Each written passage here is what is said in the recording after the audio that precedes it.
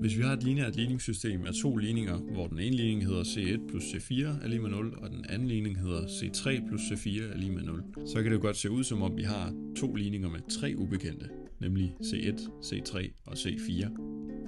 Og man kan jo ikke løse to ligninger med tre ubekendte. Men hvis vi ser på, at begge ligninger er lige med 0, så ved vi, at højresiderne er lige med hinanden. Så vi kan sætte ligningen op C1 plus C4 er lige med C3 plus C4. Fordi begge sider er jo 0, det står i ligningssystemet. Nu kan vi så se, at C4 går ud på begge sider, og vi får, at C1 er lige med C3.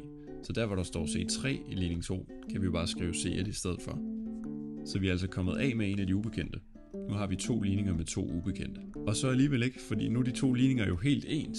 Så har vi faktisk kun én ligning med to ubekendte, og det kan man igen ikke løse.